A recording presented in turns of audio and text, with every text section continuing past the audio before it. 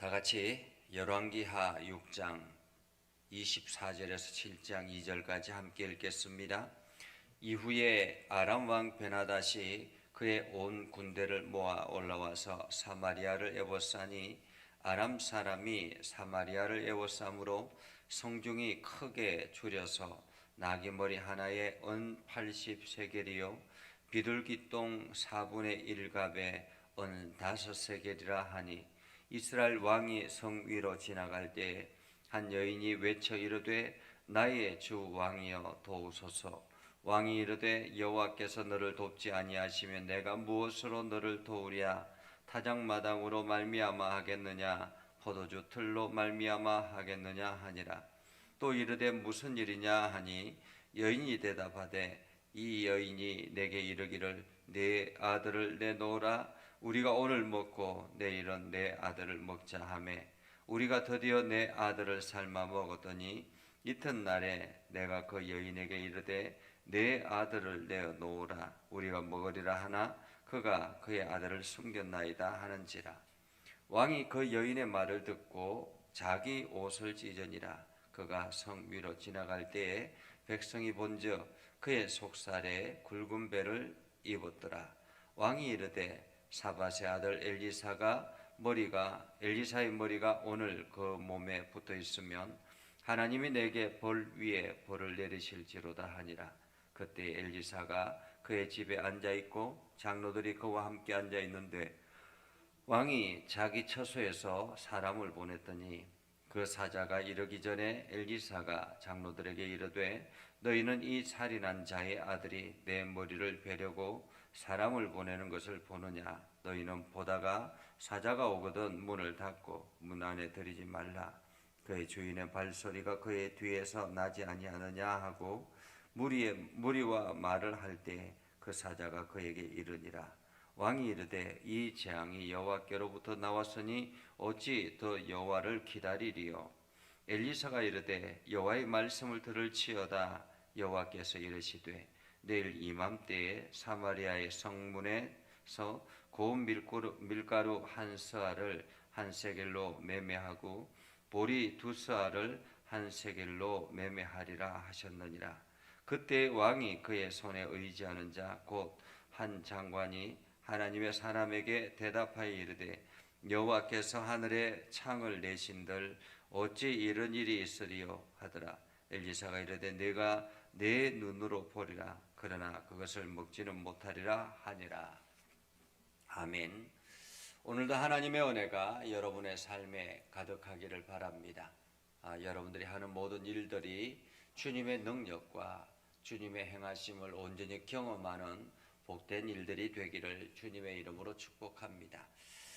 우리가 어제 말씀을 통해서 아람 군대가 이스라엘을 치기 위해서 정예 부대를 보내서 침투조를 보내서 엘리사를 잡으려고 했습니다. 그러나 엘리사를 잡을 수 없고 오히려 그 침투조가 완전히 몰살 위기에 놓이게 되었죠. 왜냐하면 엘리사가 하나님 앞에 기도해서 그들의 눈이 멀게 하고 그리고 엘리사가 그들에게 가서 내가 길을 안내하겠다 해가지고 데려간 곳이 사마리아 성문 안이었습니다.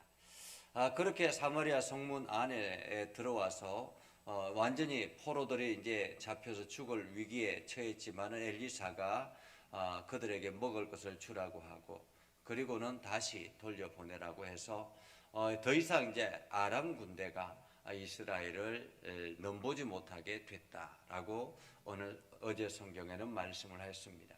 그리고 난 다음에 오늘 또다시 아람 왕 베나닷이 그의 온 군대를 모아 올라와서 사마리아를 에워쌌다라고 말하고 있죠. 이것은 이제 시간이 많이 지났다라는 말입니다. 시간이 많이 지났고 베나닷이라는 왕이 새롭게 등장을 하면서 이제 이스라엘을 저대로 놔두면 안 되겠다라고 생각하고는 아예 전 군대를 모집해서 이스라엘을 쳐들어옵니다. 그리고는 이번에는 작전을 좀 다르게 하죠.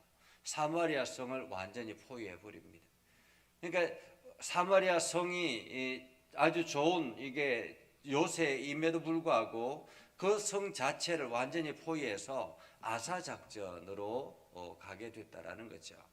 얼마나 많은 군대가 사마리아 성을 둘러싸고 있겠습니까? 그렇게 개미 한 마리 나가지 못하도록, 개미 한 마리 들어가지 못하도록 완전히 철저하게 사마리아 성을 포위합니다. 그리고는 시간이 얼마 정도 지났을까요? 오늘 성경에 보면 사마리아 성 안에 일어나는 일들을 보면 얼마나 그때가 참혹했는가 하는 것을 볼 수 있습니다. 25절에 보면 이렇게 말합니다. 성중이 크게 줄여서 나귀 머리 하나에 은 80세겔이요. 여기서 나귀는 부정한 음식 중에 하나입니다. 그런데 지금 그것조차 먹을 수가 없어서 은 80세겔에 사야 되는 그런 엄청난 고물가 시대가 되었습니다. 그렇게 은 80세겔을 주어도 살 수 있을지도 의문일 정도죠. 더더구나 비둘기 똥 4분의 1갑에 은 5세겔이라고 합니다. 얼마나 참혹한가 하는 것을 알 수 있겠죠. 얼마나 힘들면 비둘기 똥을 먹으려고 하겠습니까? 더 참혹한 장면이 나옵니다. 26절 이하에 보면 이스라엘 왕이 성 위로 지나갈 때, 다시 말하면 성을 순시할 때라는 말이겠죠. 한 여인이 외쳐 이르되 나의 주 왕이여 도우소서, 나 좀 도와주십시오 라고 이야기합니다. 그때 왕이 그렇게 대답하죠. 여호와께서 너를 돕지 아니하시면 내가 무엇으로 너를 도우리까? 여러분, 왕은 백성들을 위해서 있는 것입니다. 그렇죠? 대통령은 백성들을 위해서 있는 것입니다. 백성들이 편안하게 살아갈 수 있도록 이끌어가는 그러한 정치력을 발휘하는 사람이 바로 왕이요 대통령인 것입니다.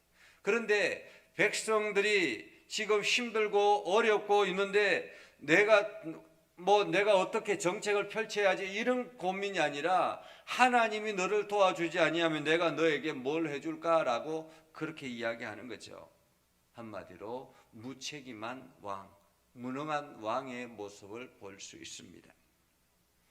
그러면서 타작마땅으로 말미암아 하겠느냐, 포도주 틀로 하겠느냐, 내가 어떻게 너를 도와주겠느냐라는 거죠. 아무것도 도와줄 수 없다라고 이야기합니다. 그렇지만은 무엇 때문에 그러느냐라고 묻습니다. 그러자 여인이 이렇게 대답하죠. 이 여인이 내게 이르기를 오늘 내 아들을 잡아서 삶아 먹고 나면 내일은 내 아들을 삶아서 잡아먹자. 그렇게 이야기했다라는 거예요. 그래서 오늘 자기 아들을 삶아서 잡아먹고 난 다음에 내일 그 아들을 저 사람 아들을 삶아서 잡아먹어야 되는데 그 여인이 내놓지 않는 거예요.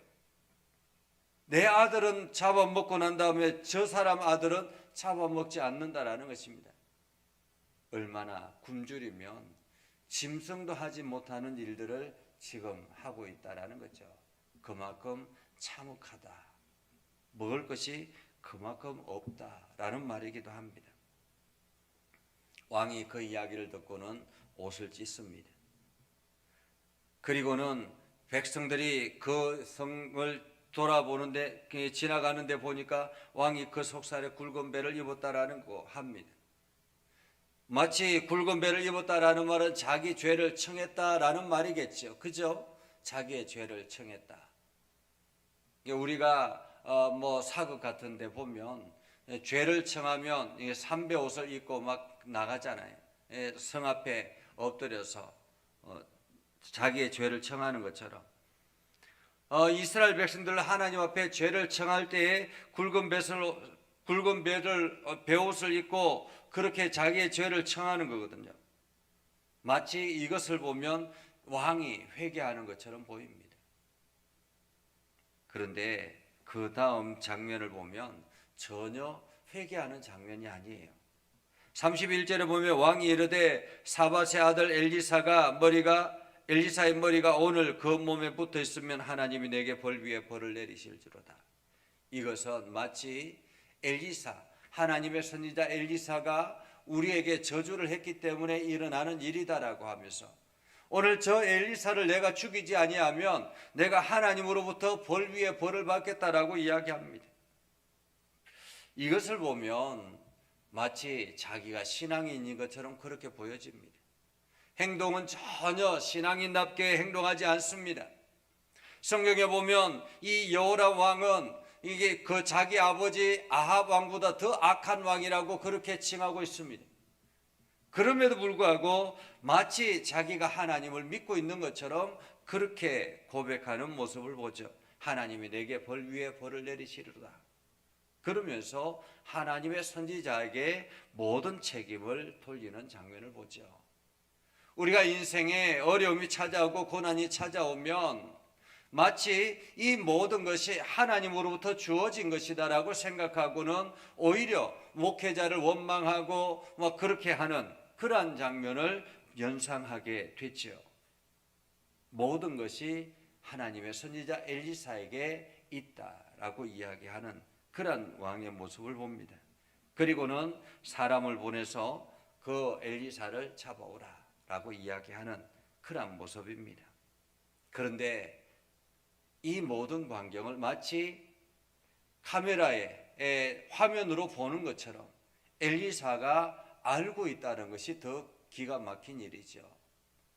우리가 엊그저께 말씀을 통해서 아람 군대가 첩보해서 이렇게 어디 매복을 하려고 하면 엘리사가 어디에 매복하니까 왕이여 그곳은 조심하십시오 라고 해서 미리 이렇게 사전 대비를 해가지고 오히려 그 매복자들을 다 잡아들이는 그러한 장면들을 보잖아요. 그런데 이 왕은 아직도 엘리사가 두렵지 않은 거예요. 그래서 힘으로 엘리사를 잡아 누리려고 합니다. 그런데 이 장면을 엘리사가 알고는 함께 있는 장로들에게 이야기하죠. 지금 이맘때에 왕의 사자가 올 텐데 문을 열어주지 말라고. 문을 열어주지 말라고. 문을 열어주지 말라라고 말할 때 정말로 밖에 사자가 와서 이야기합니다. 사자가 그에게 이야기합니다. 33절이죠. 왕이 이르되 이 재앙이 여호와께로부터 나왔으니 어찌 더 여호와를 기다리리요. 한마디로 하나님을 기다릴 수 없다라는 말이죠. 이 모든 재앙이 여호와께로부터 왔으니 라고 이야기합니다. 여러분, 이 모든 재앙이 여호와께로부터 왔다면 어떻게 해야 정상입니까? 이 모든 내 인생에 고난이 찾아왔는데 이 고난이 하나님으로부터 주어진 것이라면 어떻게 해야 될까요? 우리는 하나님 앞에 엎드려 회개하고 하나님의 긍휼하심을 구해야 되는 것이 마땅하지 않습니까? 그런데 오늘 이 사람들은, 왕과 그 신하들은 어떻게 하려고 합니까? 하나님께로부터 왔으니 하나님의 선지자가 책임이다. 그 선지자를 죽여야 되겠다라고 이야기하는 것입니다. 마치 부정적인 형태로 나아가는 모습을 보게 되죠. 그리고는 원망과 오히려 악한 마음이 드는 사람들의 모습을 봅니다.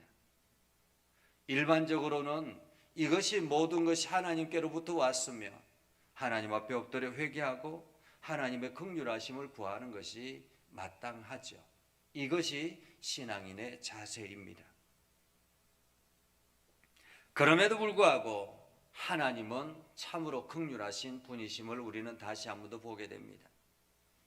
이스라엘 백성들이 하나님을 외면하고 그 왕마저도 악하게 더 우상 앞에 서 있는 그러한 사람들임에도 불구하고 심지어는 하나님의 사자 엘리사를 죽이려고까지 하는 그러한 과정에도 하나님께서는 그들에게 긍휼을 베풀어 주시겠다고 말하는 장면을 봅니다.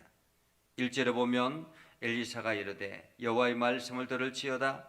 여호와께서 이르시되 내일 이맘때에 사마리아 성문에 고운 밀가루 한 스아를 한 세겔에 보리 두 스아를 한 세겔에 매매하리라. 다시 말하면 10kg짜리 밀가루를 한 세겔에 매매하고 20kg짜리 보리 두 스아를 한 세겔에 매매할 것이다. 이것은 내일 이맘때가 되면 엄청나게 먹을 것들이 우리에게 나타나게 될 것이다 라는 그런 의미입니다. 전혀 믿을 수 없는 장면입니다. 왜냐하면 성 앞에는, 성 주변에는 아람 군대가 철통같이 지키고 있습니다. 그것도 새까맣게 개미 한 마리 빠져나가지 못하도록 철통같이 지키고 있습니다. 성 안에는 먹을 것이 없어서 비둘기 똥을 사서 먹으려고 해도 먹을 것이 없습니다. 부정한 음식 나귀 머리를 사서 먹으려고 해도 먹을 것이 없습니다. 이러한 가운데서 어디서 보리를 가져오고 어디서 밀가루를 가져오겠습니까? 도저히 상식적으로는 일어날 수 없는 일들이죠. 그런데 선지자가 이렇게 일어날 것이다라고 하는 것을 보면서 믿지 못하는 사람을 봅니다. 2절에 보면 그때 왕이 그의 손에 의지하는 자, 다시 말하면 왕이 깊이 신뢰하는 자라는 말이죠. 왕의 최척헌이라는 말입니다. 한 장관이 하나님의 사람에게 대답하여 이르되 여호와께서 하늘에 창을 내신들 어찌 이런 일이 있을 것이요. 여호와께서 하늘에 창을 내신다는들 어떻게 이런 일이 일어날 수 있는가? 다시 말하면 이런 일이 있을 수 없다. 얼토당토하는 말 하지 마라 라는 말이죠. 택도 없는 말 하지 마라 라는 말입니다. 그러자 엘리사가 이야기합니다. 내가 내 눈으로 보리라. 그러나 그것을 먹지는 못하리라. 눈으로는 보지만은 먹을 수는 없다라고 이야기합니다. 오늘 우리는 이 말씀을 통해서 우리 인생에도 이와 같은 고난이 찾아올 수 있습니다. 어려움이 찾아올 수 있습니다. 여러 가지 문제가 우리에게 찾아올 수 있습니다. 그때에 우리는 어떤 자세로 그 문제를 해결하는가, 어떤 자세로 그 문제 앞에 서는가가 중요합니다. 고난이 찾아오고 어려움이 찾아오고 문제가 찾아오면 이 문제의 근원이 어디서부터 오는가를 우리는 생각해야 합니다. 그리고 그것이 하나님께로부터 주어진 것이면 내 자신을 돌아봐야 되는 거죠. 내가 하나님 앞에 바르게 서 있는 것인가? 내가 하나님 앞에 바르게 섰는데도 불구하고 하나님께서 이러한 고난을 나에게 주셨다면 이것은 하나님께서 나에게 더 큰 것을 부어주시기 위한 하나의 테스트구나 라고 생각하며 더 하나님 앞에 엎드려 순종하며 나아가야 되겠지요. 또 한편으로는 이것이 나의 잘못과 나의 연약함과 나의 죄악됨으로 주어진 일이라면 하나님 앞에 철저하게 회개하며 하나님의 긍휼을 구해야 하는 것입니다. 그래서 하나님께서 이 모든 문제를 해결해 나갈 수 있도록 길을 열어달라고. 그래서 모든 문제의 해결은 하나님께로부터 주어진 것임을 우리는 고백하며 나아가야 되는 것입니다. 이것이 신앙인의 모습이죠. 오늘 저와 여러분이 이러한 하나님의 은혜와 하나님의 긍휼하심을 힘입어서 오늘 하루도 복된 하루를 살아갈 수 있기를, 하나님의 말씀 앞에 순종하며 나아가는 복된 하루가 되기를 주님의 이름으로 축복합니다. 기도하겠습니다. 거룩하신 아버지 하나님, 오늘도 우리 가운데 함께 하시고 하나님의 은혜를 더해 주셔서 날마다 믿음 안에 굳건하게 서게 하시고 날마다 하나님의 영광을 드러내게 해주심을 감사드립니다. 하나님, 우리가 하나님의 말씀 앞에 겸손하게 서기를 원합니다. 하나님 깨닫게 해주시고 하나님의 지혜를 더해 주셔서 우리가 날마다 무엇을 해야 되는지 어디를 가야 되는지 하나님 깨닫게 해주시고 우리가 그 길을 온전히 순종하며 걸어가서 하나님이 준비하신 예비하신 은혜와 복을 마음껏 누리며 살아가게 하옵소서. 그래서 그것으로 말미암아 기쁨과 즐거움이 가득하게 하셔서 하나님을 찬양하며 기쁨으로 하나님께 영광을 돌리게 하여 주옵소서. 오늘 하루도 복된 하루가 되게 하여 주시옵소서. 예수님의 이름으로 기도드리옵나이다. 아멘. 이제는 우리 구주 예수 그리스도의 은혜와 하나님 아버지 극진하신 사랑과 성령님의 감화 감동 역사 위로 교통하심의 은혜가 주의 말씀 의지하며 나아가는 믿음의 백성들 위해 하는 모든 일들 위해 영원토록 함께 하옵시기를 간절히 축원하옵나이다. 아멘.